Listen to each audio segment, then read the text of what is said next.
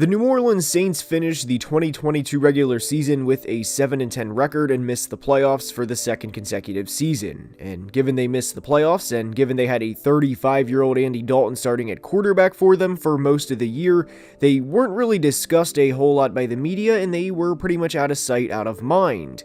But as crazy as this is going to sound, the Saints and their fan base have a lot of reason to be excited. I don't want to get too far ahead of myself and say Super Bowl in the Bayou or anything like that, but the mistakes that were made in 2022 from everyone are very, very correctable, and you can easily convince yourself that if a few games here or there goes a different way, well, we could have been talking about a 10-win team instead of a 7-win team.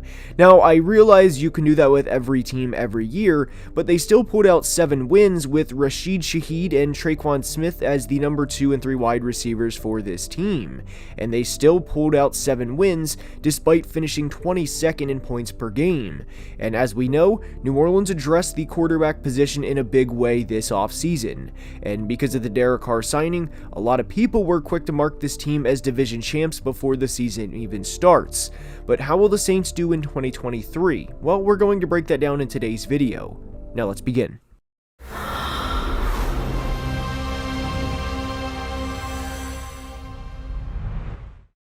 And we are starting today's video by discussing one of the biggest reasons the Saints went 7-10 last year, and believe it or not, it doesn't have a whole lot to do with the quarterback situation. I mean, that played a little bit of a factor, yes, but not as much as you'd think.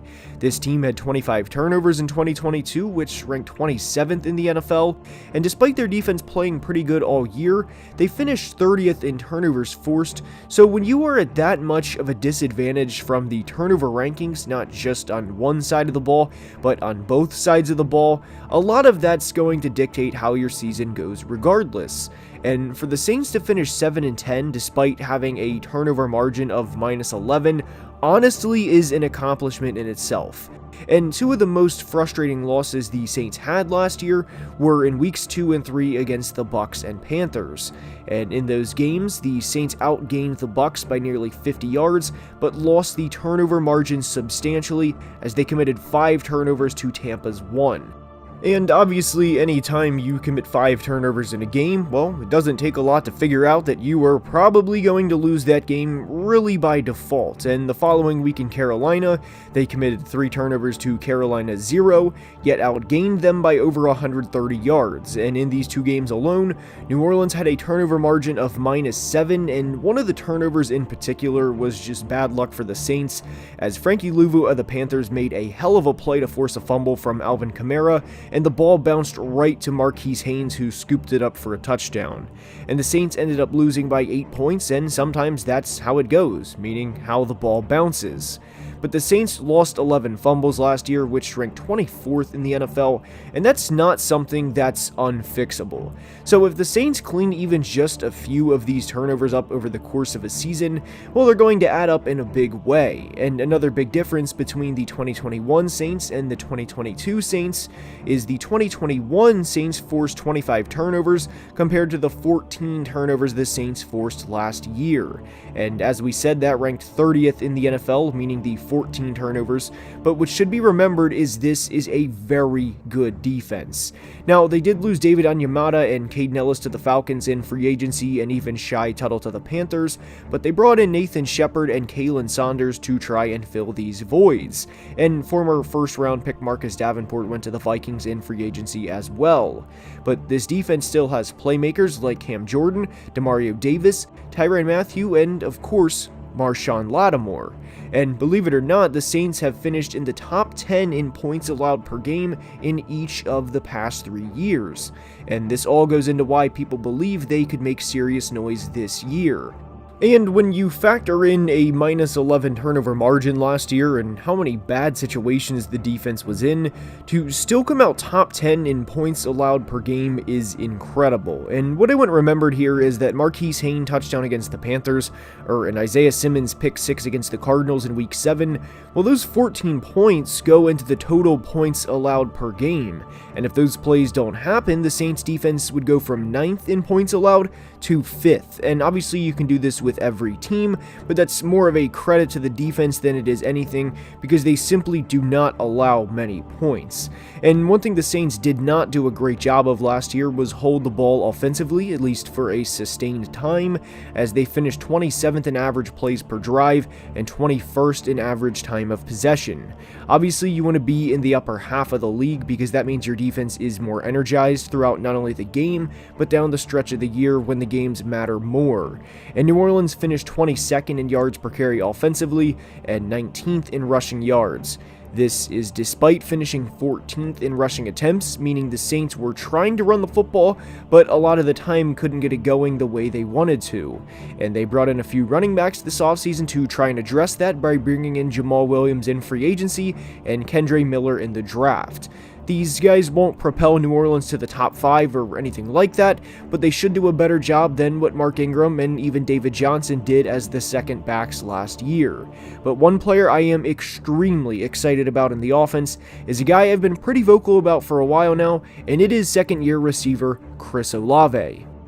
Chris is a very talented receiver and a guy who went for over 1,000 yards as a rookie last year, and people kind of forgot about him because he didn't have the 1,100 yards Garrett Wilson had, or the late surgence Brock Purdy had.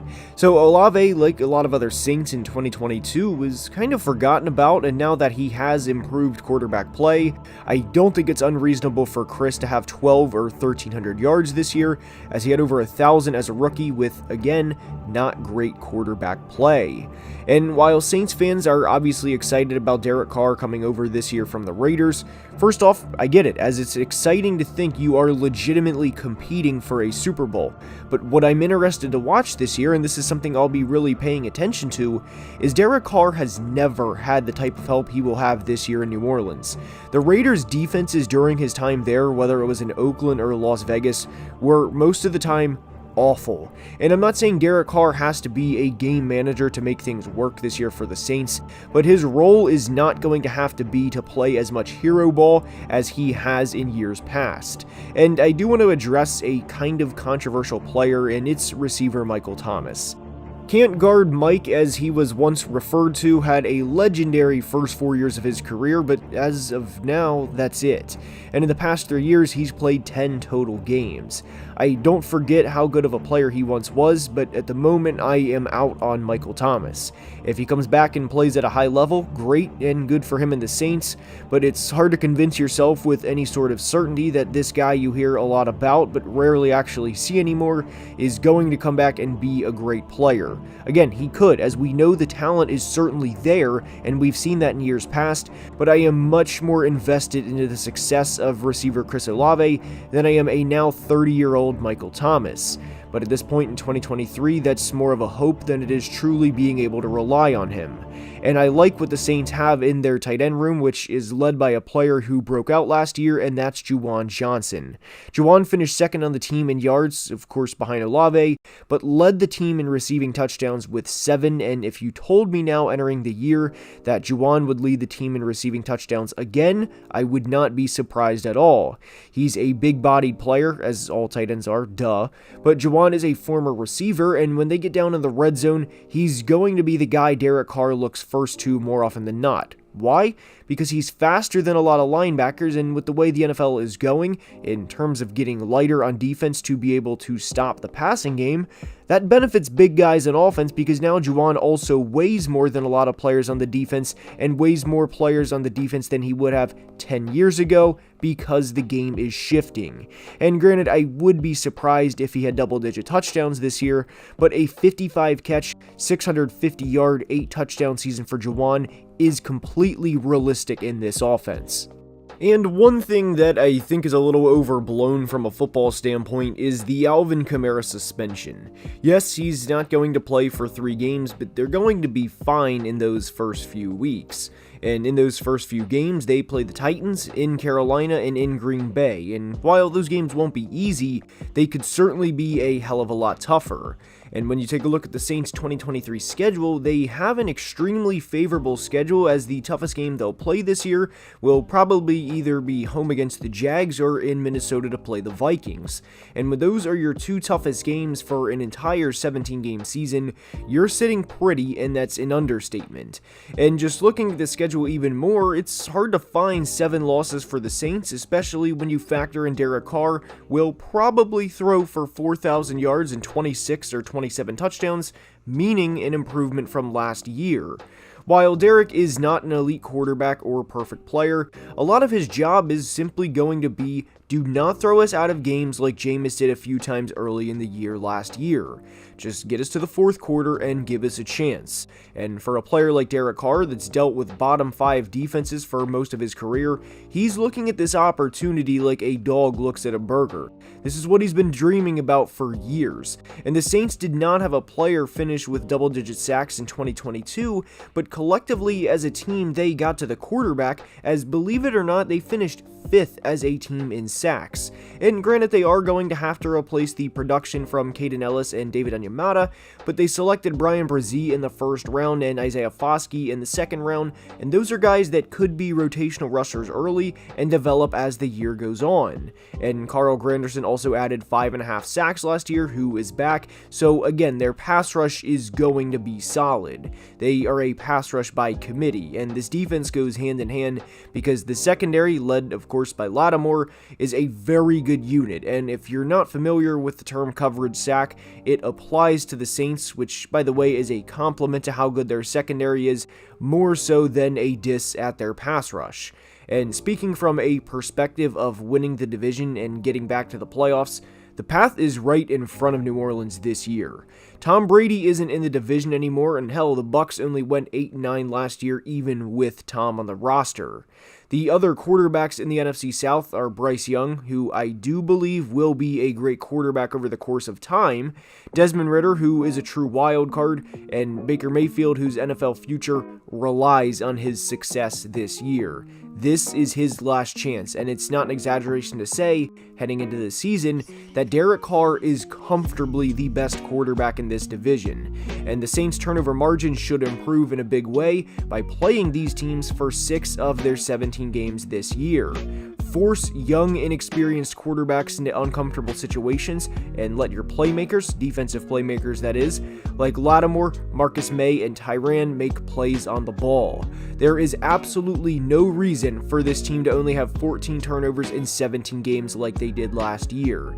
And I know Dennis Allen obviously wasn't happy with 7 wins last year, but I would venture to say this was one of the things that drove him and kept him up late at night this offseason. Knowing he's a good defensive mind and knowing his team finished 3rd to last in turnovers forced last year, and that's one thing that will be heavily emphasized this year.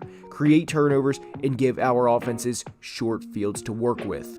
One player I will really be monitoring this year is second-year left tackle Trevor Penning, but the team MVP, breakout player, ceiling, and floor are on the screen, and I hope you enjoyed, and if you did, please like the video and subscribe, as only about 24% of people watching are subscribed, and it makes a massive difference.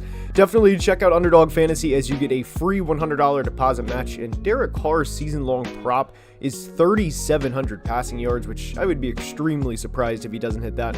But anyways, check that out with the link in the description. Again, free $100 deposit match. And until the next team preview, please be safe and have a great day. Love you guys.